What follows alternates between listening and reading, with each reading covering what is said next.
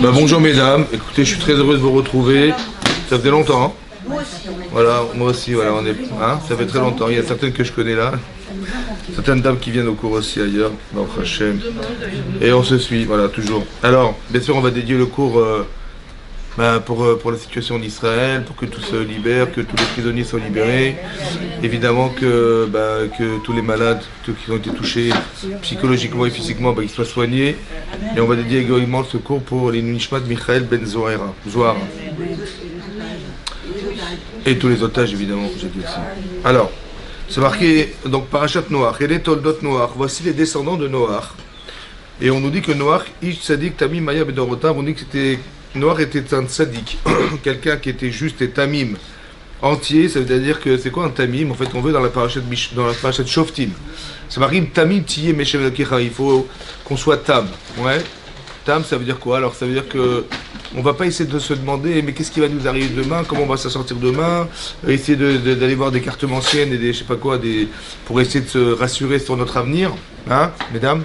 Non, pas notre cas. Non, c'est pas votre cas? D'accord. Au Hachem. Et les hommes. Je lave les yeux, je prie. Voilà, donc je voulais dire aux femmes, évidemment que donc, on n'est pas dans cet esprit-là, on dit que tout ce qui va nous arriver, effectivement, a été bien réfléchi, que ça soit heureux ou moins heureux, de toute façon, ça a été pensé par Hachem, on accepte. Voilà. C'est ça Tamim, en fait, il était Tamim. Il y avait Dorotav dans sa génération. Et là, dans sa génération, on a Rashi qui nous envoie sur deux explications dans le Midrash. Pourquoi nous préciser dans sa génération? Alors, il y en a qui disent que c'est une marloquette entre Reish Lakish et Rabbi Yochanan, savoir est-ce que dans sa génération, ça veut dire que, imaginez-vous, il vivait parmi des Rechaïm. C'était insupportable. Comment il a pu survivre dans cet esprit-là, dans la décadence, dans tout ce qui était la dépravation, insupportable. Et donc, malgré tout, il restait sadique. Donc, c'était extraordinaire. Donc, c'est l'ishvar, c'est louable. Ou bien l'inverse. En fait, on a fait une paracha de Noach dans la Torah, parce qu'il vivait dans cette génération qui était très très faible, en fait. Mais s'il avait été à l'époque d'Abraham Avinu, l'honneur chav lekoum.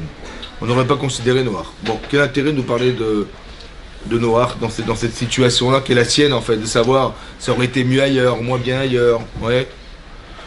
En fait, c'est pour nous expliquer que, comme ça explique le Rav Dessler, que c'est ce qu'on peut reprocher à Noach. Ouais. C'est que, en fait, ce qui est extraordinaire, c'est que quand on sent qu'on stagne dans notre avodat Hashem et qu'on arrive à un seuil, on dit voilà, en fait, on devrait demander à Hashem de nous rajouter des forces pour atteindre un niveau d'aspiration à autre chose. Noach, il aurait dû aspirer à être un Avraham Avinu. Et comme il n'a pas demandé à Hachem, c'est un gnaï. C'est honteux qu'il n'ait pas demandé à Hachem. Vous avez compris, le gnaï, c'est dans sa génération, mais sinon on est Hachem Bekoum. Pourquoi? Évidemment que si vous comparez, c'est comme vous dites un élève, imaginez-vous quelqu'un, il a vécu dans les goulags en Russie, et il a fait Shabbat. On va dire, quoi la cavote. Maintenant, si cet enfant, vous le prenez à la Yeshiva de Ponyovitch devant le Rosh Yeshiva, il n'est pas comparable, ça va, c'est incomparable. Je dis oui, mais on n'a pas demandé à quelqu'un d'être le Rosh Yeshiva de Ponyovitch. C'est vrai. Mais d'un côté, si tu ne demandes pas à évoluer dans ta vie, alors qu'Hachem il n'attend que ça, c'est honteux. C'est ça le gnaï, c'est ça qui est honteux. C'est de dire, je sais que dans ma vie, je pourrais être une femme plus portée vers Hachem, etc. De ne pas le demander, c'est honteux. C'est ça qui est marqué là-bas, c'est ça le gnaï. Il aurait dû Avraham Avinu, et c'est Noach, il aurait dû aspirer à être un autre homme, celui qui ressemble à Avraham Avinu. Et là, on nous explique que c'est marqué qu'il y a eu 3 enfants, Shem Chavi a fait. C'est marqué, Vatisharet Haaretz. La terre était corrompue. C'est quoi la terre? La planète. La planète est corrompue ou les hommes? La terre aussi. C'est bizarre le texte. Vatisharet Haaretz. Mais non, il fallait dire les habitants de la terre étaient corrompus. Ça aurait été plus juste de dire, non? Non? Très bien. Après, il y a marqué le qui. Vatimale Haaretz. Hamas. Pas le Hezbollah. Non. Marqué Vatimale Haaretz Hamas. La terre était pleine de Hamas. C'est quoi le Hamas? Alors Rachid explique qu'ici le Hamas, c'est le Gezel. Il y a des gens qui roulent au diesel, mais là c'était du Gezel. Le Gezel, c'est le vol. Le vol.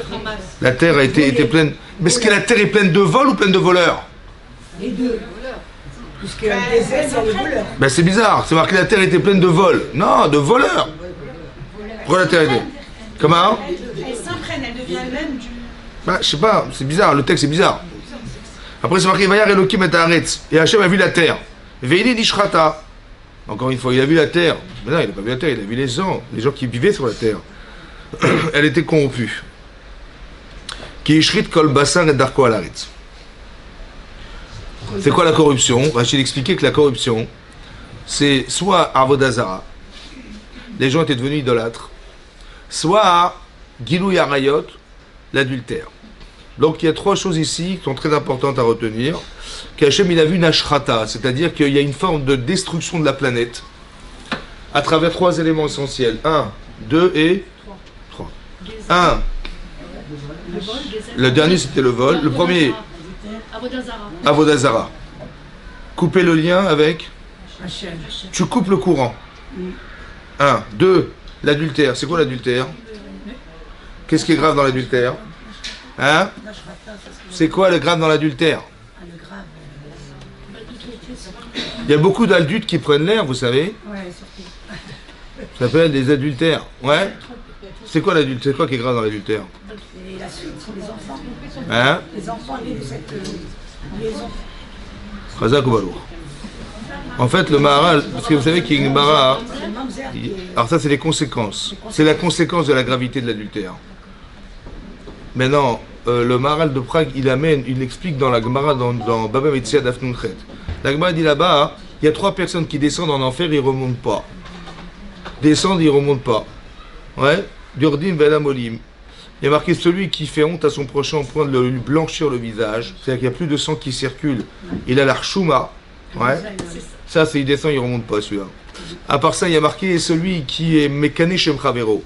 Il appelle son copain, hein, je sais pas, il appelle l'abruti du village. Ouais? Ça aussi, c'est pareil. Et celui qui pratique l'adultère. Là-bas, il explique le Maharal. Ben, la Gemara demande, elle dit, mais celui qui fait honte à son prochain, c'est celui qui se moque de son prochain, c'est le même.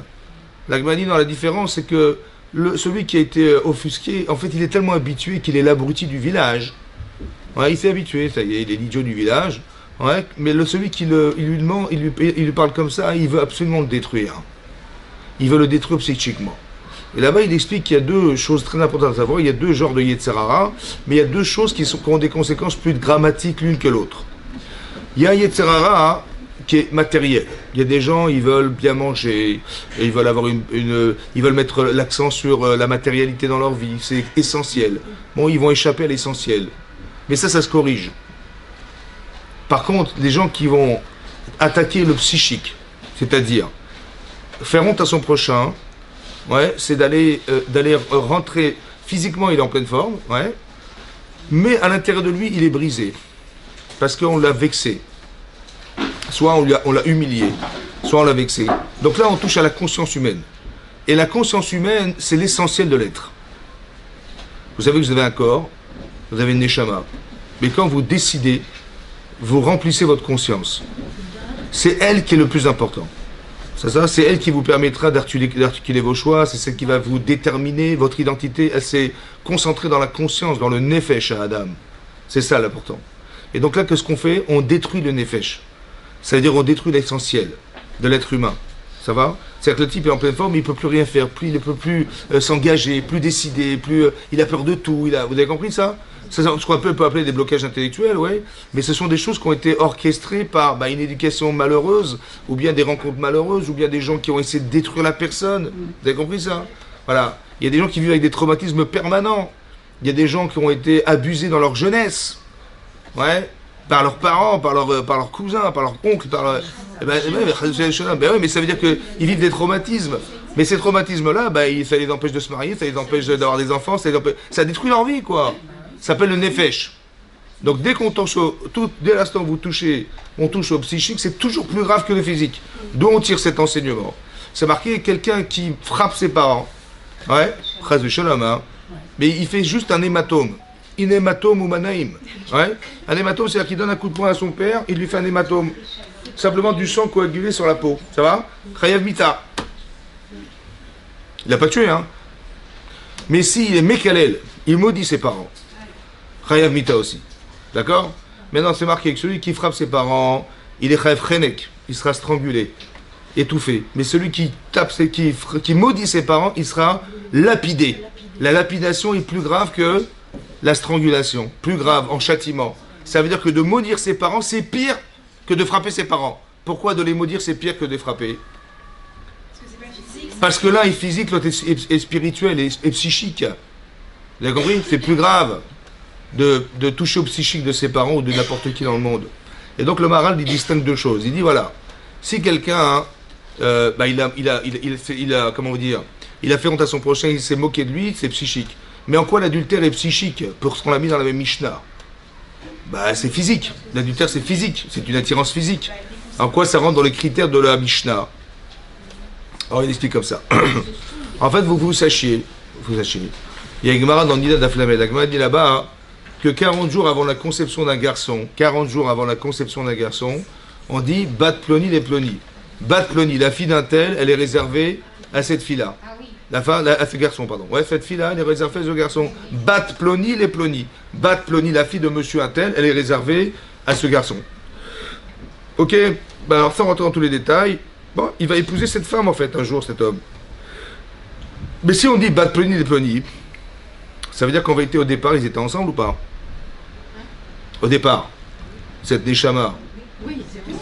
Ça veut dire que quoi? Il y avait une Neshama masculine et féminine ensemble. On a détaché la partie masculine, qui en général va naître avant son épouse. Ouais. Et après, on va se retrouver le jour de son mariage. Cette relation, elle va se construire le jour de son mariage. Mais en fait, elle doit rester éternelle, cette relation. On est d'accord? L'éternité, ça veut dire pas seulement de son vivant, mais bien après sa mort, jusqu'à Tretametim.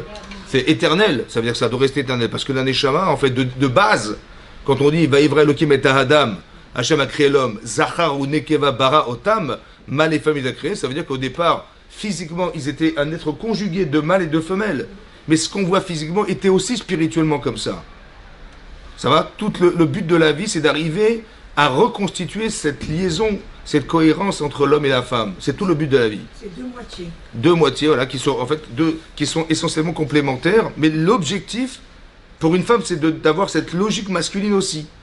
Ce sentiment masculin, comprendre le masculin. Et pour un homme, c'est d'arriver à s'acclimater, s'adapter au féminin. En général, et de sa femme. Vous avez compris? Voilà. Et donc, c'est comme ça qu'on devient masculin-féminin. C'est ce qu'on appelle l'épanouissement, ce qu'on appelle le shalom, ce qu'on appelle ce que vous voulez. C'est la joie, le bonheur, etc. L'acclimatation, l'adaptation, etc. Maintenant, imaginez-vous, Hazve Shalom, mais c'est en particulier pour les femmes dont il s'agit, que si une femme, elle trompe son mari, et il y a des témoins, et etc., elle est attrapée en flagrant délit d'adultère. Qu'est-ce qui se passe?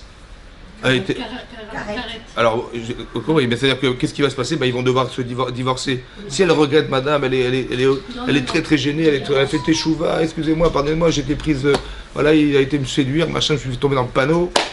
Bon, elle fait teshuva, ça marche ou pas? Non. Ça marche pas. Donc ils vont divorcer. Combien de temps ça va durer? Le Maharal de Prague explique que la Neshama du départ, qui était masculine féminine, Va se détacher. elle a été déchirée. C'est en ça que c'est spirituel. L'adultère est très grave dans la mesure... Ça marche pour l'homme. Alors justement non, c'est marqué là-bas la femme. Pourquoi? Pourquoi c'est comme ça? Parce que c'est connu que la Torah est misogyne, madame. Non, je rigole. Non, c'est parce qu'en fait, je pense que la femme, elle contient toute la kedusha. Ça veut dire qu'on est juif par Par la mère. et pas par son père. Ça va? Cette kedusha, elle doit la garder. C'est pour ça qu'une femme, elle doit conserver sa pudeur. Elle doit vivre c'est une femme qui vit de l'intérieur. On dit la Gvoda Batmeler, une princesse, elle est à l'intérieur parce que elle contient toute l'intériorité. La débauche, c'est exactement l'inverse de sa nature. Vous avez compris? Et donc c'est ça. Donc c'est ça qu'elle transgresse. C'est pour ça qu'elle perd cette faculté à être une femme. C'est ça. Mais ce qui est pire encore, c'est que cette Neshama, qui était censée être masculine-féminine, elle s'est déchirée en deux maintenant. Vous avez compris ce qui se passe? C'est ça la gravité de l'adultère. C'est pas simplement... Donc ce qui se passe ici, ce qui se passe là, c'est que ça fait partie des éléments essentiels de l'être. Vous savez quand c'est marqué dans la Torah qu'on a été créé à l'image d'Hachem, Tsura, marqué Betselem Elohim Baraoto, on a été créé à son image. Dieu n'a pas d'image. Tu vois? Donc c'est quoi l'image? Alors Rachid expliquait Bitmuto, le tmout c'est quoi? Ouais, la forme, c'est la capacité que nous avons de réfléchir et d'analyser. La avin ou les askil.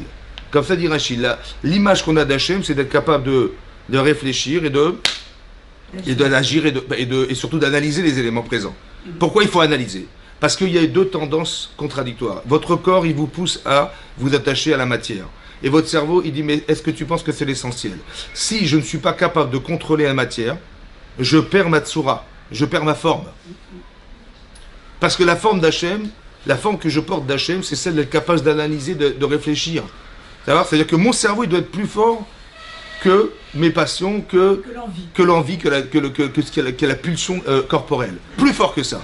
Ça veut dire qu'il faut nourrir des connaissances intellectuelles, émotionnelles, pour être capable de contrôler l'émotionnel qui nous perd. Vous avez compris ou pas?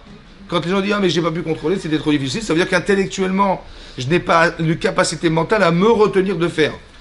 Donc c'est que la vraie chose, ça. Or ici, on voit que l'adultère, ils ont perdu cette capacité.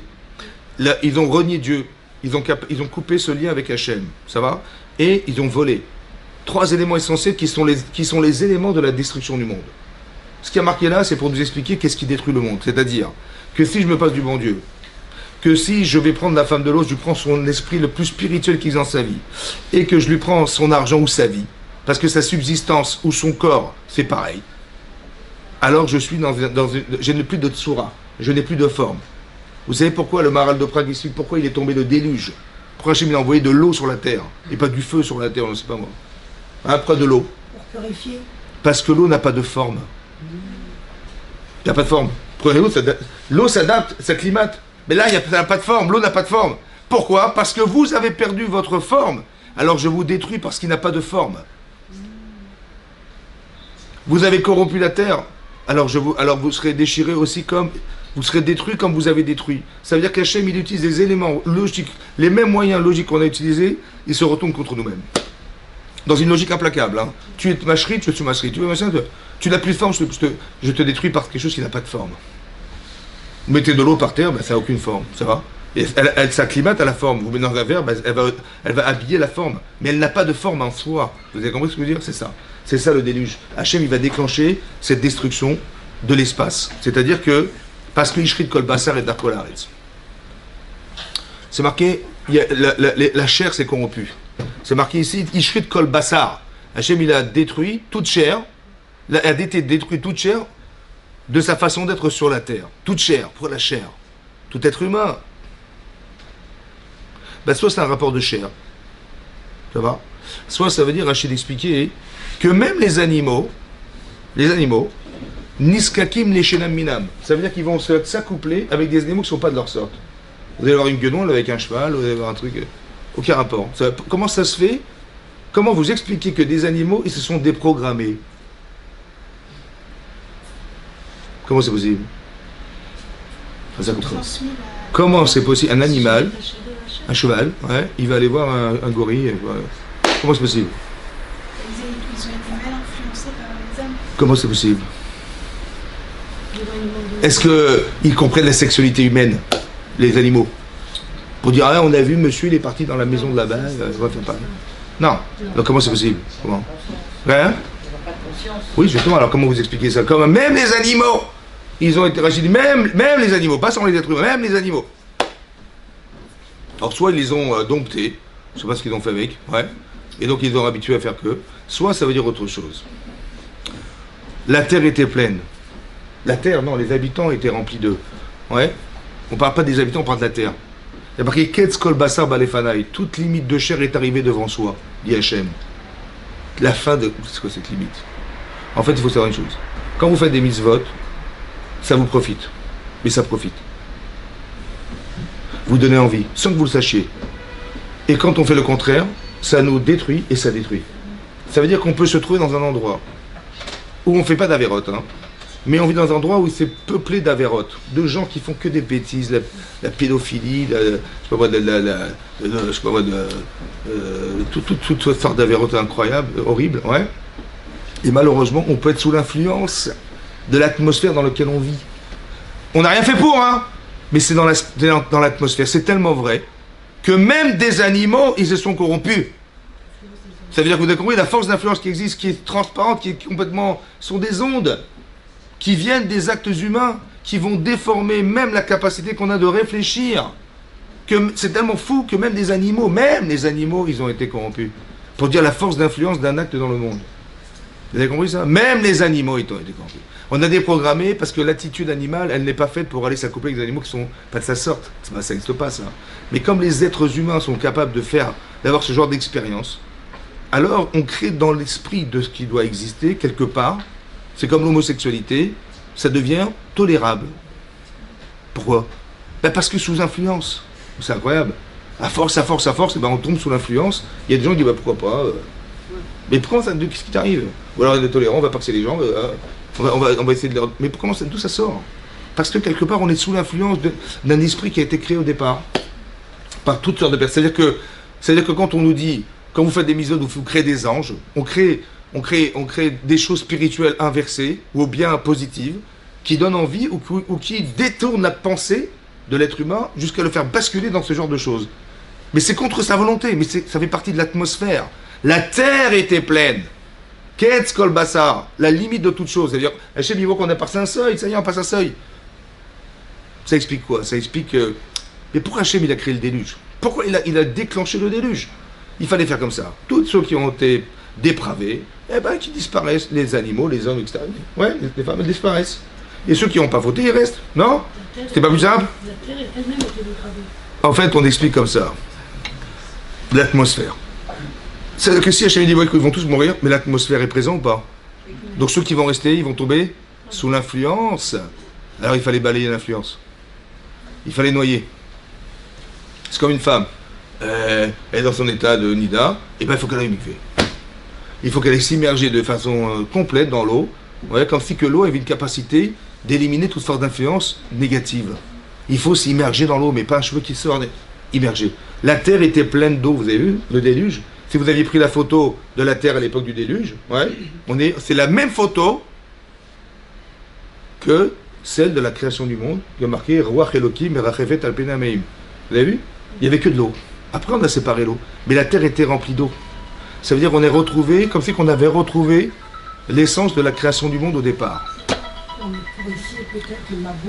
Ouais, ça veut dire que le déluge, en fait, ça a été déclencheur de purification de la terre. C'est ça que ça veut dire. Vous avez compris ou pas? C'est ça qui est marqué là. C'est important de comprendre qu'il y a des éléments essentiels destructeurs. Nous, on va sortir de ça. Ça veut dire qu'à l'inverse d'être un idolâtre, on va s'accrocher à Hachem. À l'inverse de tromper, on va essayer de réconcilier, on va faire du shalom bayit. À l'inverse de, de voler, on va partager. Qu'est-ce qu'il a demandé à Hachem à Noach? Il a dit que tu vas construire une arche de Noé. Pourquoi faire? Bah pour dire aux gens, voilà ce qui va se passer. Si vous continuez dans cet état-là, on va déclencher le déluge. Ça va? Ça a duré 120 années. 120 années. Et pendant 120 années, il répète aux gens, vous avez, c'est très grave ce que vous faites, etc., etc. Bon, combien de gens sont rentrés dans l'arche de Noé au final? Indépendamment de sa femme, de ses enfants et ses belles-filles. Combien? Zéro. Zéro. Comment c'est possible que personne soit monté dans l'arche de Noé? Un taré qui dit peut-être qu'il a raison, c'est mais on va jouer au loto, on essaye. Personne. Comment ça se fait que personne n'est rentré dans l'arche de Noé? Comment c'est qu'il n'a pas pu sauver le monde? Parce que Noach n'a pas essayé. Noach, il sait que t'as bien Bedota. Hein? Il n'a pas essayé de les sauver. Ah, pas convaincant. Parce que Il pensait que Parce que pas convaincu. Vous allez voir, c'est marqué dans la paracha, que quand il va y avoir de déluge, une semaine avant, Hachem dit, écoute, dans une semaine, je vais déclencher le déluge, une semaine. Et lorsqu'il a commencé à pleuvoir, il est rentré dans l'eau, dans l'arche de Noé, mipne me amaboul, à cause de l'eau. Il pleuvait trop. C'est-à-dire que Rachid expliquait, il a été poussé à rentrer dans l'arche pour s'abriter de l'eau qui tombait. Et Rachid dit que Ma'amin veno Ma'amin. Il était croyant et pas croyant. Ça veut dire quoi? Ça veut dire que, croyant évidemment qu'il était, mais pas suffisamment croyant pour que dès l'instant où il va commencer à pleuvoir, instantanément il va rentrer dans l'arche de Noé. Ah non, il est rentré parce qu'il veut pleuver trop. Ça veut dire conscient et inconscient à la fois. C'est intéressant. Donc ça veut dire qu'on peut faire des choses dans la vie, mais sans avoir pris à charge ce qu'on dit, ce qu'on raconte. On peut parler à des gens pendant 120 ans. Vous savez ce qui va se passer, et ça ne nous touche pas personnellement, c'est incroyable. Ah, écoutez-moi bien. Dans la paracha de Bereshit à la fin, de Bereshit, je vous lis ce qui est marqué. Avant de passer à la paracha de Noach, il y a une paracha de Bereshit. Voilà ce qu'elle conclut en disant la chose suivante. Vayar Hashem ki rabba ra'ata adam ba'aretz. Hashem a vu qu'était nombreux le mal que l'homme faisait sur la terre. Vechol yetzer marshavato, marshavat libo, rak olayom. Vechol yetzer, tout ce que fabriquait intellectuellement l'homme était mal, kolayom toute la journée. Veinachem Hashem, asher aset adam, il a regretté Hashem d'avoir fait l'homme, ba'aretz sur la terre, ve'itzeratzev al libo. Et donc il était attristé Hashem, vous avez compris, bon, ça veut dire qu'il était dans une situation où il disait qu'est-ce que je vais faire de ce monde. Vemer Hashem emchet adam, je vais effacer l'homme. Asher barati me'alpen adama, que j'ai créé sur la surface de la terre. Mais adam ad bema, depuis les êtres vivants jusqu'à les animaux domestiques, adromes jusqu'aux animaux qui rampent sur la terre, ve'ad of hashamim jusqu'aux volatiles qui sont dans le ciel. Ki nihamti ki asitim, parce que je regrette de les avoir faits. Voilà ce que dit Hashem. Ve'noach matzachen bene Hashem. Et là, il y a un homme qui s'appelle Noach, il a été Motsechen. Ça veut dire, il a trouvé grâce aux yeux d'Hachem. Et là démarre la paracha de Noach. Et donc, il va dire à Noach, écoute, va prévenir ces hommes, etc., et ces femmes, d'arrêter de corrompre la terre, parce que voilà ce qui va se passer. Ça va? Chen. Noach, Chen. C'est les mêmes lettres. Vous avez vu, c'est inversé. Maintenant, là, ici, là, il y a un sforno sur ce passage-là. Le sforno, c'est le commentaire qui est là-bas de. Il a vécu en 1500 et quelques, le sforno. Ouais. Il explique que Noach, il a trouvé Chen, ça veut dire Hanina. Hanina, c'est quoi Hanina? Ça vient de La grâce. la grâce. Et pas la graisse. La grâce d'Hachem. Mais non, je sais que vous vous en balancez, mais la grâce. Mais il dit Hanina, ça vient de Chinam, comme Vaïtranan et Hachem. Il a prié très fortement à Moshe Rabbeinu pour entrer en Israël, il a demandé Bechinam. Ça veut dire qu'en vérité, il a été sauvé et ses enfants Bechinam, gratuitement. Pourquoi? Ça veut dire qu'il ne méritait pas, Noach, que cette génération puisse vivre. À lui tout seul. Pourquoi? Il dit parce que la différence, il y a 3 personnes qui n'ont pas mérité. Il y avait Yov, il ramène dans un midrash, Yov, il y avait Noach et il y avait Daniel, qui était le conseiller de Achashverosh qui vivait à l'époque de Esther Amalka. Pour eux-mêmes, ils pouvaient vivre pour eux-mêmes. Ça veut dire qu'on pouvait les sauver. Le mérite de leur mitzvot pouvait les sauver, mais ne pouvait pas sauver l'humanité qui était avec eux. Pourquoi? Alors il explique parce que il y a une grande différence, écoutez-moi bien avant que je m'énerve. Non, il y a une grande différence entre la Torah de Noach et la Torah d'Abraham. Vous savez que nous, on s'appelle comment? Les enfants d'Israël. C'est qui Israël? C'est le fils d'Yitzhak, qui était le fils, et Yitzhak était le fils de... Et Abraham descendait de Shem, qui était le fils de Noach. Mais pourquoi on ne dit pas qu'on s'appelle des Bnei Noach? Ben dis-moi, je m'appelle un Ben Noach parce que je descends de Noach. Puisque Shem descend de Noach, qui a engendré Abraham, qui a engendré Yitzhak. Pourquoi on s'appelle des Bnei Israël? On n'est pas des Bnei Israël, on est des Bnei Noach. Non, les nations s'appellent des Bnei Noach, mais nous on s'appelle des Bnei Israël, ou Benot Israël, des filles d'Israël. Mais pourquoi on a conservé Abraham, on a conservé Yaakov et on n'a pas conservé Noach? En fait, il faut comprendre 2 choses. Il y a la façon dont Noach avait de véhiculer la Torah. Il y a une façon dont Abraham a eu de véhiculer la Torah, comme s'explique le Sforno. Est-ce que la Torah existait à l'époque? Dites oui, dites oui. Très bien. Oui ou non? Dites oui. Ben, Rachi, vous avez fait Rachi, vous avez vu Rachi, vous étiez au séminaire. Hein? Parce qu'il y a marqué ici qu'Hachem a demandé à Noach, tu vas séparer les animaux purs des animaux. Mais il dit, mais les purs, impurs, ça n'existe pas. Il dit, de là on apprend que Noach, il connaissait la Torah. Noach, il connaissait la Torah. Et d'où il a appris la Torah? De Adam. Et Shem était le fils de Noach. Et Shem, il a créé une yeshiva. La yeshiva de Shem et Ever. Et qui c'est Ever? Et qui c'est qui est parti tuer la Torah chez lui? Abraham déjà. Abraham, il est parti. À quel âge il est parti à la yeshiva, Abraham Avinu, vous savez? Non, vous savez pas? 77 ans, numéro complémentaire, le... En fait, c'est pas ça, non. Il est parti parce que, je vais écouter, la Gemara dans Sanhedrin, elle dit que le monde doit durer combien d'années? 6000 ans. 6000 ans. Il y a 2000 ans de Tohu, 2000 ans de Torah et 2000 ans de Mashiach. Quand ça dit la Gemara, c'est-à-dire la potentialité que le monde ne devait pas exister, il n'y avait pas la Torah, donc comment ça fait que le monde a continué à exister? C'est pour ça que dans la prière de Shabbat, avant Baruch She'amar, on dit 26 fois Hodou Hashem Kitov, qui est en train de pourquoi 26 fois? La Gemara dans Psachim, elle dit à la fin de Psachim, elle dit parce qu'il y a eu 26 générations entre la création du monde et le don de la Torah. Ça veut dire que sans la Torah, on n'aurait jamais pu exister. Ça va? Donc Hachem, il a fait du chesed, qu'il en a chasdo. Il a dit, bon, j'attends ce jour impatiemment qu'ils vont recevoir la Torah. Mais sans la Torah, on ne pouvait pas subsister. Ça s'appelle des années de Tohu. Tohu Bohu, ça va? Et après, il y a 2 ans, 2000 ans de Torah. En quelle année hébraïque il est né, Avraham Avinu? 1748. Il est né en 1948. 48. 1948. De l'ère 1948. La naissance de l'ère La naissance de l'État d'Israël. Eh bien, il est né en 1948 de l'ère hébraïque, pas de l'ère chrétienne. Maintenant, entre 1948 pour arriver à 2000, il faut combien d'années? 50 52 ans. Il avait 52 ans lorsqu'il est rentré à la yeshiva d'Abba. 52 ans il avait quand il est rentré. Donc il est rentré à la yeshiva à 52 ans. Maintenant, quand il a étudié la Torah là-bas, la Torah qu'il a transmise n'est pas la même. La Torah de Noach, c'est une Torah de critique, une Torah de répression. De dire, mais vous êtes fous! Mais qu'est-ce que c'est ça? Vous êtes des Rishaïm? Mais ça, c'est quoi cette histoire? Arrêtez de faire des bêtises. Il était dans le reproche. Ça va? Et ça n'a pas fonctionné.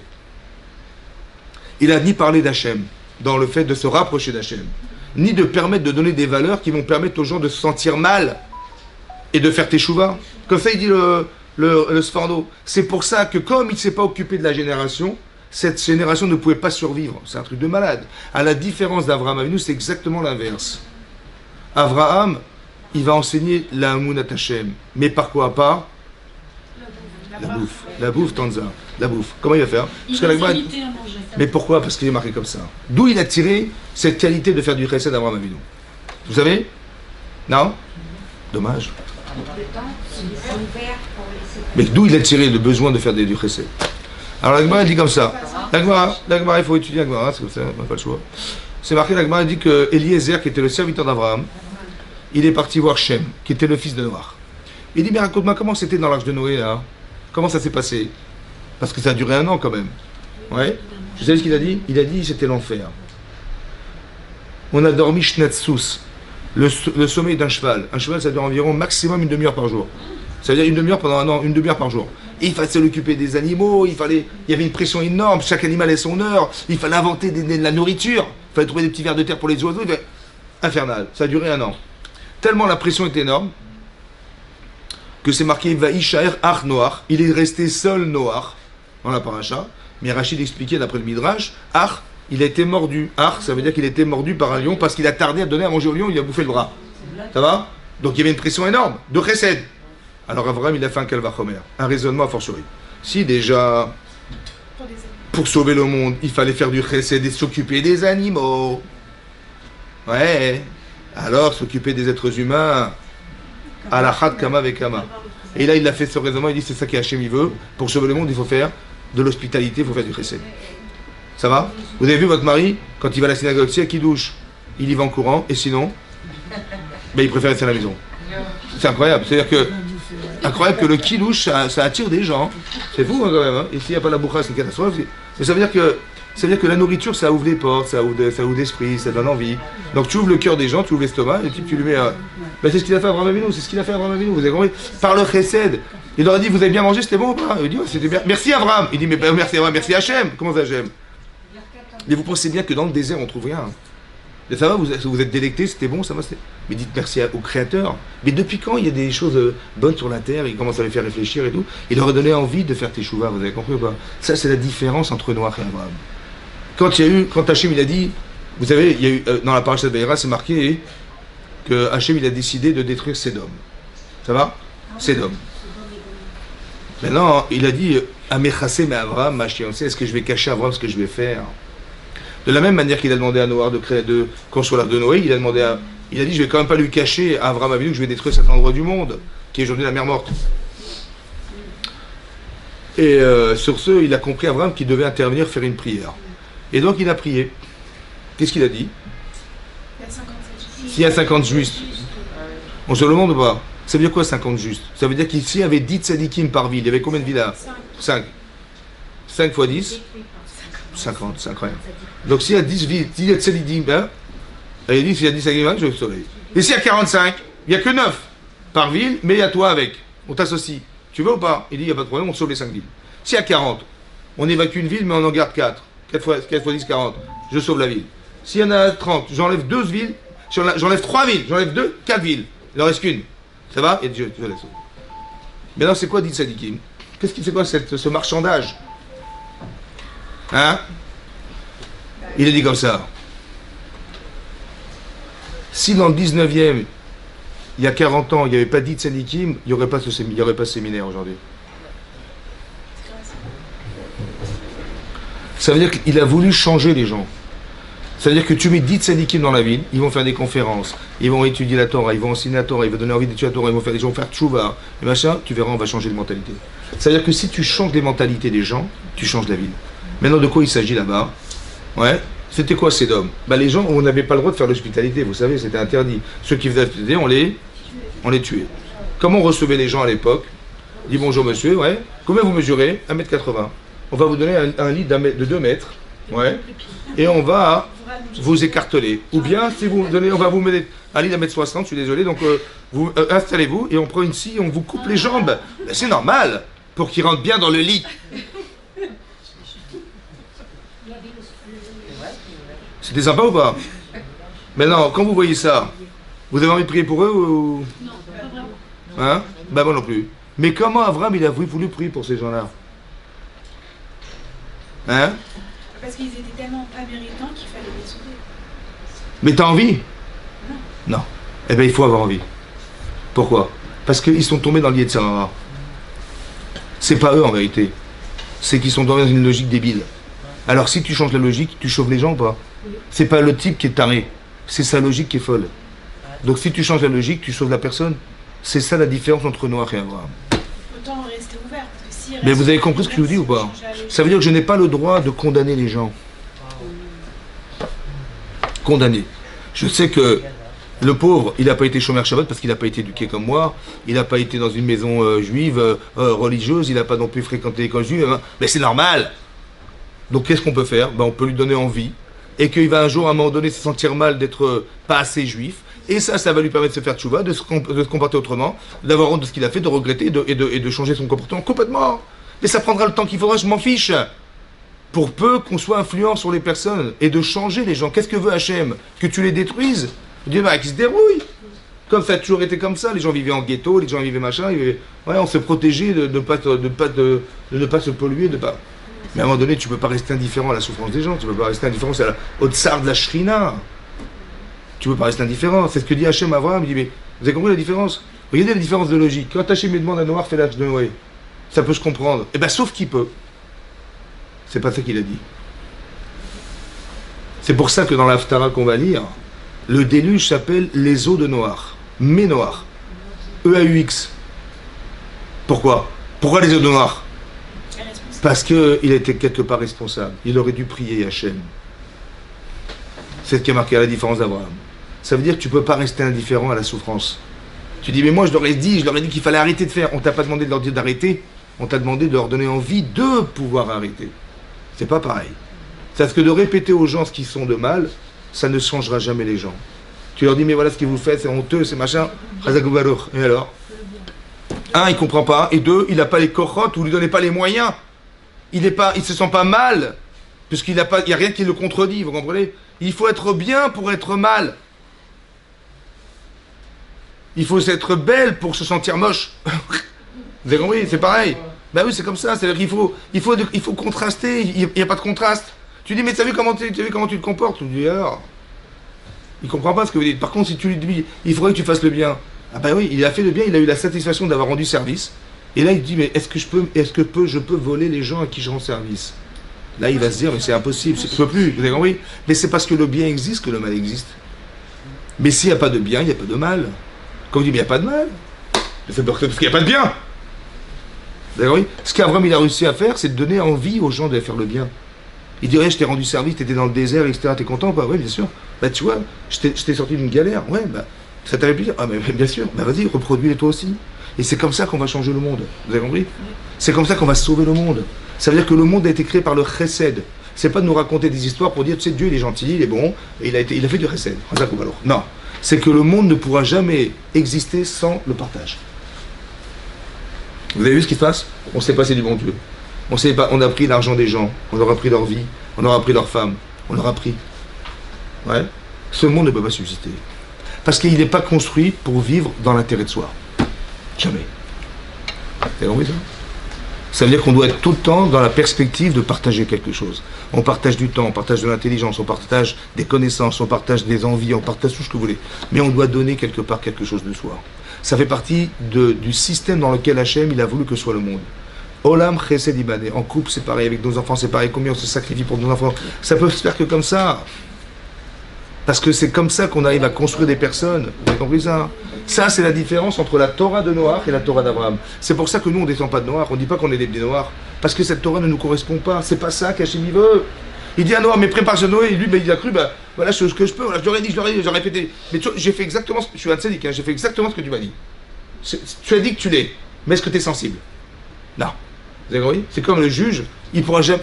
Un tzaddik, c'est tzaddik. Je sais pas, un type, il a fait des fautes très très graves. Et il va jamais se dire, peut-être qu'on aurait pu l'aider, peut-être que... Non, on va le mettre en prison. Et puis il va arrêter d'être hostile à la société, on va l'enfermer. Mais j'ai compris, mais sa femme est privée de son mari, ses enfants dehors. La prison, c'est une solution? Ou c'est juste parce qu'on n'a pas le choix? On n'essaie pas d'aider les gens. On essaie de se débarrasser du fléau. Ça, c'est noir. C'est pour ça que personne n'est rentré dans l'âge de Noé. Vous savez ce qui est marqué dans la paracha de Varim? C'est marqué comme ça. C'est marqué voici les paroles qu'a dites Moshe à la fin de sa vie. Et donc il a cité des noms d'endroits. Ouais. Il a dit donc Israël, donc voici ce qu'a dit Moshe à tout Israël. Be'ever Yarden, donc de l'autre côté du Jourdain, dans le désert, Bamidbar, Barava, Moulsouf, Pan, Paran, Tofel, Avan, Chazerot, Izarab. Il a cité des noms d'endroits, le désert, la colline, Moulsouf, face à la mer de Jon, à Paran, Tofel, Lavan, Chatzerot, dans les collines de Chatzerot, d'Izahav. On n'a rien compris ce qu'il a dit. Alors Rachid dit qu'il a fait des reproches à la fin de sa vie. À la fin de sa vie, il était quelques jours avant de mourir, il a rappelé en allusion les endroits qui rappelaient les fautes du Bnei Israël. En allusion. Il n'aura pas dit, mais vous avez pas honte, vous avez fait le vaudor, c'est honteux. J'espère que vous avez... Là, je vais partir, j'espère que vous allez faire tchouva, hein. Avec les filles de Moab, là-bas, avec les filles, là-bas, à Khatserot. Que des trucs. Dans le désert, vous êtes plein, vous n'avez pas honte, vous êtes plein dans le désert, qui n'avait pas de comment manger, vous n'avez pas honte, franchement, c'était honteux. Non, il n'a pas dit comme ça. Il a dit Midbar. Il t'a respecté en te disant Midbar. Je t'invite à réfléchir. Tu te rappelles du désert? Je t'ai rien dit. Tu as compris? Je te laisse réfléchir. Il a dit Khatserot, d'Izahav, d'Izahav. Ils avaient trop d'or. C'est pour ça qu'ils ont fait le vaudor.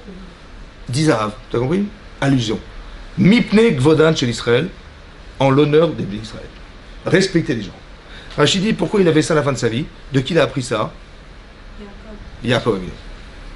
Vous savez pourquoi Yaakov Avinu il n'a pas fait de reproche à Réhouven?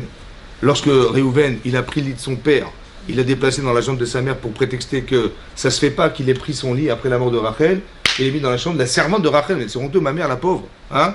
Il a pris son lit, et hop, directement là. Il a fait une très grande affaire. Maintenant, est-ce que Yaakov il a fait le reproche? À la fin de sa vie, il lui a dit. Vous savez pourquoi? Rachid dit parce que s'il avait dit avant, il avait peur que Réhouven il se vexe de ce qu'on lui a dit, il aurait été se retrouver chez Esav. Comme ça, Rachid dit ici dans la paracha de Devarim. La frustration de nous rappeler ce qu'on ne sait pas faire. C'est très grave. Tellement grave que Yaakov il ne s'est pas permis de le faire de son... juste à la fin de sa vie, il a été lui dire, tu sais, voilà ce qui s'est passé et tout. Mais pourquoi il n'a pas dit Rachid dit parce qu'il va me laisser tomber, Yanni Cheni, et il va aller chez Esav. Il me dit, mais j'ai rien à faire avec ce père-là, comme ça il me parle mon père, je vais aller voir Esav. Ça aurait détourné complètement, ça veut dire que la frustration qu'il aurait pu subir d'un affront, qui est d'avoir été vexé, entre guillemets, d'un reproche, il aurait mal tourné. Ça veut dire que, attention, ça veut dire que les reproches, c'est le dernier des derniers recours.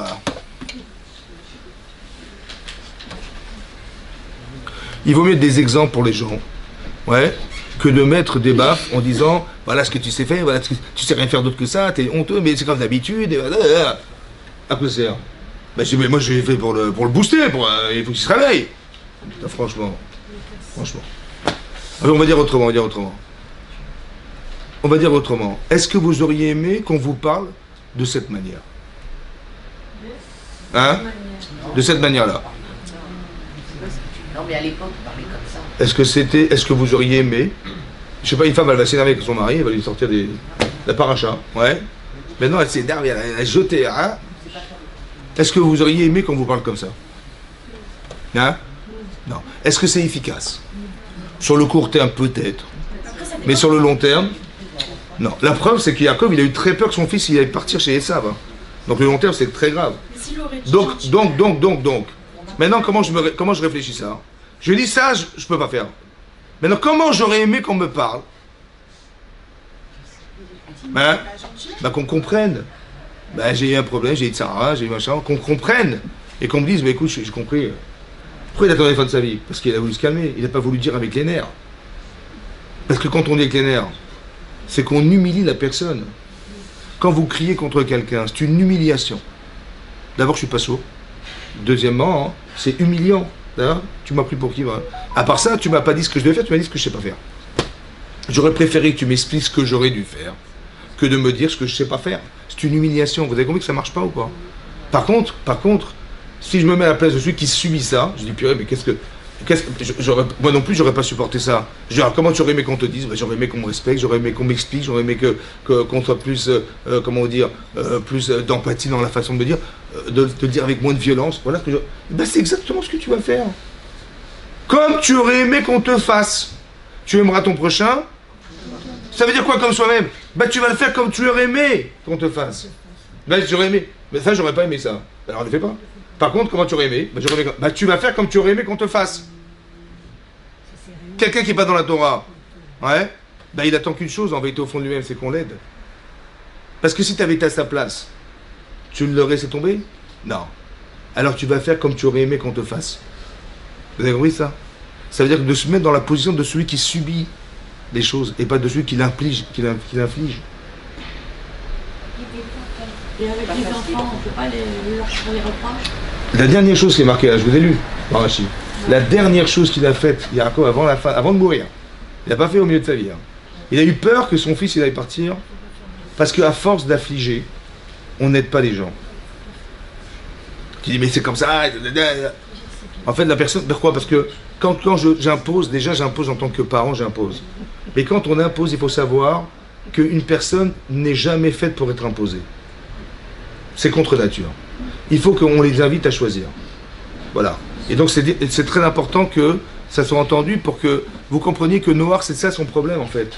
C'est que Noach, il impose, il fait des tochachot, des reproches et des machins, mais sans donner envie de changer. Et c'est pour ça que le Sforno nous explique que cette génération a disparu.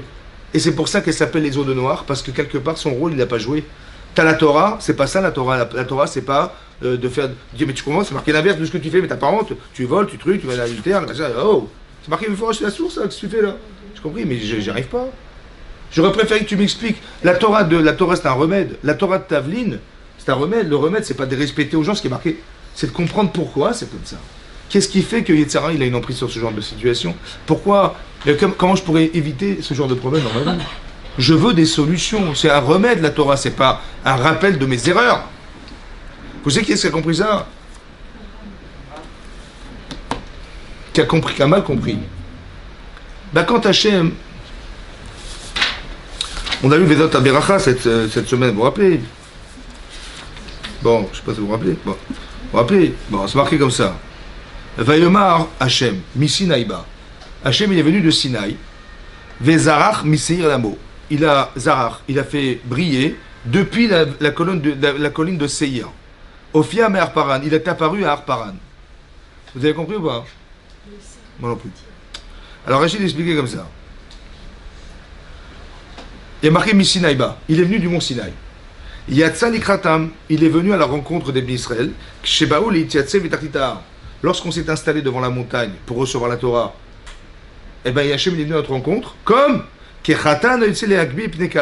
comme le Khatan il vient retrouver sa kala sous la choupa. C'est beau, hein?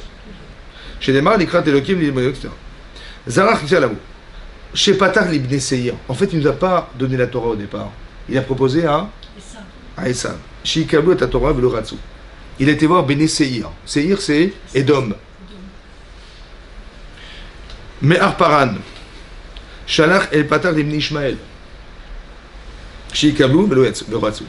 Il était voir les Bni Ishmaël. C'est qui Paran? C'est les Bni Ishmaël. Pourquoi il était voir Esav et Ishmaël? Pour qu'ils ne disent pas, Hachem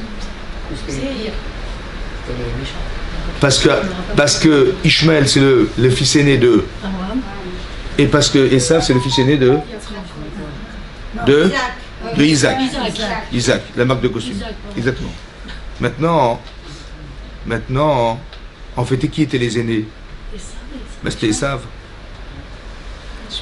Mais dans Esav, on lui a dit, écoute mon chéri, voilà, dorénavant tu vivras par le sabre. Et Ishmaël, Yado, Bakol. Yado, Bakol. Maintenant, Hachem, il est venu leur proposer la Torah. Il était voir Ishmaël, il dit, voilà, est-ce que vous voulez la Torah ou pas? Il a dit, il y a marqué quoi dedans? Il y a marqué, tu ne voleras point. Elle a dit, mais il n'y a pas que les oiseaux qui volent. Il a dit, Hachem, mais il a dit, mais je peux pas. J'ai reçu une bracha d'Avraham Avinu. Il a dit à mon père, Ishmaël Yado Bakol. La Torah, elle témoigne que je ne peux pas faire autrement. Après, il a été voir Esav. Il a dit, vous acceptez la Torah? Il dit, qu'est-ce qu'il y a marqué dedans? C'est marqué le tirtsar. Il ne faut pas tuer les gens. Mais la Torah, elle témoigne que Israël qui m'a fait une bracha, je vivrai par le sabre. Ben, je ne peux pas faire autrement. Ça va? Finalement, il y a de la Torah en Israël. Maintenant, Hachem, il savait que Abraham, il a fait une bracha. Il savait qu'Israël, il avait béni Esav. Vous savez ou pas? Pourquoi il leur a proposé la Torah? Pourquoi il leur a proposé la Torah? Hein? Parce qu'il fait partie des nations. Il leur a donné une deuxième chance. La première chance, c'était quoi? C'était qui la mère de Yitzhak et de Yitzhak? C'était qui la mère? C'était Rivka, la mère de Yitzhak et de Esav. Est-ce qu'elle pouvait tomber enceinte, Rivka? Non. Grâce à la prière de son mari, elle tombe enceinte. Elle tombe enceinte. Donc c'est miraculeux ou pas? Est-ce que d'un miracle on peut sortir un rachat? Non. Parce que normalement c'est pour ça qu'on lit la paracha. Ah oui. Pour ne pas être rachat, il faut lire la paracha. Mais non. Est-ce qu'on peut être un rachat d'un miracle? Est-ce qu'on peut être un rachat d'un miracle? Hachem il a envoyé miraculeusement 2 bébés dans son ventre. Est-ce que normalement Hachem il a dit le rachat d'un miracle? C'est pas possible. Vous voyez? Alors comment c'est qu'il a dit rachat? Parce que c'est un choix humain. On te donne des outils, qu'est-ce que tu fais avec? Ben, il a choisi monsieur d'être un rachat. Il a raté sa vocation d'être le Bechor de Yitzhak, de Abraham, de Yitzhak. Ouais. Maintenant, Ishmaël aussi, il a raté l'occasion d'être le Bechor de Avraham Avinu. Hachem dit, dommage, tu as raté l'occasion. Je te donne une deuxième chance, je te donne la Torah, tu veux ou pas? Il a dit, mais pourquoi? Mais qu'est-ce qui est marqué dedans? Mais qu'est-ce que tu poses des questions? Qu'est-ce qui est marqué dedans? Mais si je te la donne, c'est que ça vaut la peine. Donc s'il pose la question, c'est j'espère qu'il n'y a pas marqué le Tigzol. J'espère, hein, parce que il y a marqué le Tigzol. Ah, j'en veux pas. Donc j'espère qu'il n'y a pas marqué le Tirtsar. J'espère. Parce que je ne peux pas me passer de. Il y a marqué le Tirtsar. Eux, ils ont cru que la Torah ne faisait que leur rappeler ce qu'ils étaient. Noach, il a fait que rappeler aux gens ce qu'ils étaient. C'est pas ça la Torah. La Torah, hein, c'est que tu es un tueur. La Torah, elle va t'aider à comprendre qu'il ne faut pas être un tueur. Tu es un voleur. Tu vas étudier tout ce qui traite du vol et tu vas comprendre que c'est honteux d'être un voleur. C'est une Torah de Tavline. C'est une Torah de remède. C'est la solution intellectuelle et émotionnelle de tes problèmes. Eux, ils ont cru que la Torah, c'était pour me rappeler que mais si je vais lire la paracha et je vais voir que je suis un tueur, un voleur, je le sais, il n'y a pas besoin. C'est pas ça la Torah, je dirais. C'est pas de te rappeler, c'est de corriger ce qui a été dit un jour. Tu étais un rachat, tu peux te dire un tzaddik, étudie la Torah. Vous avez compris ce que je veux dire? Étudie tout ce qui traite des sujets de ton problème. Quand on dit la Torah c'est des remèdes, tu vas dire, je veux dire la paracha de Vaïkra, tiens, comme ça je vais me solutionner. Mais non, il faut que tu saches où sont tes problèmes. Et étudie la Torah de ton problème. Et solutionne de façon psychologique tes problèmes personnels en étudiant la honte d'être un voleur, la honte d'être un tueur. Vous avez compris? Tu dis, mais on n'avait pas joué, on avait tué. On avait tué. Mais qu'est-ce qui est plus fort qu'est-ce qui est plus important que la vie? Il n'y a rien. Comment tu pouvais croire qu'on ne peut pas faire autant que de tuer les gens? Tu veux imposer ta religion, tu tues les gens. Tu crées la terreur pour obliger les gens. Mais depuis quand on doit se sentir obligé de faire? Et même si on est obligé de faire, est-ce que c'est épanouissant? Est-ce que ça a de l'avenir? Non. Alors qu'est-ce que tu veux? Mais c'est pas grave, il faut que tu fasses. Non, c'est pas ça la Torah. Vous avez compris? Il faut qu'on t'invite. C'est comme Abraham Avinu, il va rentrer en Égypte. Ça va? Mais il sait que sa femme, elle est très jolie. Et que s'il rentre avec sa femme et qu'il dit qu'il est son mari, ils vont le tuer. Vous savez ce qu'il a dit à sa femme? Hein? Non. Non. Il a dit, je t'en prie, dis-leur. Imrina achotiat. Je t'en prie, dis-leur que tu es ma sœur. Je t'en prie, ça veut dire quoi, je t'en prie? Comment ça, je t'en prie? Mais je vais mourir. J'espère que tu n'es pas assez folle pour dire que je suis ton mari. Ça va? Donc tu vas dire que je suis ton frère. D'accord? Et tu vas dire que tu es ma sœur. C'est bon ou pas? Non. Il n'a pas obligé sa femme. Il a dit, je t'en prie, dis-leur. Excuse-moi de te demander de mentir. Vous avez compris? La différence, c'est quand tu obliges, elle va faire la mitzvah, mais elle va être obligée de la faire. Alors que si je l'invite, c'est un choix personnel. C'est pas pareil. Il faut inviter les gens. Il faut donner envie. Si vous voyez des gens qui ne sont pas Shabbat, ben, il faut donner envie. Ouais. On vit une situation difficile. Mais qu'est-ce qui a provoqué cette situation très très douloureuse? Ben, c'est une ardoute incroyable. Vous avez vu ce qui se passe en Israël ou pas? Mais d'où ça sort ce truc-là? D'où ça sort que les gens ils vont envoyer des trucs à l'armée? Les types, il y a des gens qui sont du monde entier, ils viennent en Israël pour faire la guerre. Ça a créé une cohésion incroyable. Ouais. Parce qu'on se dit, ça ne peut pas durer comme ça. Vous avez compris? Mais Hachem, il est obligé de créer des situations pareilles pour arriver à créer de la hardoute, c'est dingue. Hein. C'est comme ces 3 enfants qui ont été kidnappés. Vous vous rappelez, il y a 3 adolescents qui avaient été kidnappés en Israël? Ouais. Maintenant, tout le monde a prié. Que tu sois religieux, pas religieux, anti-religieux, tout le monde. Ça va? Tous les milieux se sont sentis concernés parce que c'est des enfants, les pauvres des enfants. Hein? Les pauvres parents, les pauvres enfants. Bon, finalement, on ne les a pas trouvés. Moi, je me suis posé la question, mais pourquoi Hachem il a fait ça? C'est bizarre, hein? Hein? C'est vrai qu'on ne peut pas savoir, c'est vrai, mais on va essayer de réfléchir. Bon, est-ce que vous connaissez un rave qui a réussi à créer autant de cohésion dans le peuple juif? Vous en connaissez un, vous? Un rave en Israël qui a réussi à faire que tout le monde se sentit concerné par la situation et tout le monde a pris à cœur et tout le monde a ça et tout le monde était solidaire. Que tu sois religieux, pas religieux, anti-religieux, tous les partis politiques sont en cause. Vous avez trouvé ou pas? Vous avez vu un rave qui avait ça? Qui a réussi à faire coïncider tout le monde? Moi, je ne connais pas. Par contre, ces enfants, ils ont réussi. Ça veut dire qu'ils avaient des neshamot très spéciales. Ah oui. Parce que s'ils ont eu le mérite. Maintenant, pourquoi Hachem il a fait ça? Parce qu'il aurait tellement voulu que ça se fasse sans qu'on soit obligé de les kidnapper. Ça veut dire qu'on ne doit pas se dire, ouais, on va se débarrasser du problème, et après. C'est ça le problème, et après. Ben après, ça va retourner comme avant. Non, c'est pas possible. Il faut qu'on comprenne que si Hachem il a créé cette ardoute, c'est qu'il avait tellement envie que soit cette union qui se crée. On n'a pas reçu la Torah autrement que Ish Echad Belev Echad. Vous avez vu ou pas? Vaïchan Israël Egalar. On a reçu la Torah parce qu'on était solidaires, soudés. C'est ça que veut Hachem. Hachem, il veut résider parmi nous. Mais il faut qu'on soit soudés. Mais toutes les séparations qui sont faites sur le plan politique, sur le plan ça, c'est catastrophique. Vous savez, c'est le jeu de qui ça? Le jeu du Yetzirah. Qu'est-ce qu'il veut Yetzirah? Il veut tout couper d'Hachem. Il veut tout couper de tes mitzvot. Il veut te couper de toi-même. Il a des paires de ciseaux. Il coupe, lui. Nous, on doit souder. Vous avez compris? Quand Aman, il a dit à Achashverosh, Yeshno Amechad, Mefouza ou Meforad Ben Hamim. Il est éparpillé dans le. En Shavela Nicham, ils ne valent pas le coup de rester là. Ils ont des lois différentes des nôtres, laisse tomber, on va les détruire. Mais pourquoi il a dit, mais ils sont Meforad ou Meforad Ben Hamim? Il a dit, ce sont des gens qui sont éparpillés dans le monde. Parce que Achashverosh, il a dit, mais attends, oh, tu t'attaques au Bnei Israël là. Ils ont un bon Dieu, hein. Ils sont sortis d'Égypte. Il est très puissant.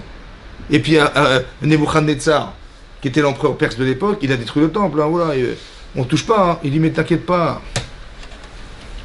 Il a dit Aman, il n'interviendra pas Dieu. Pourquoi?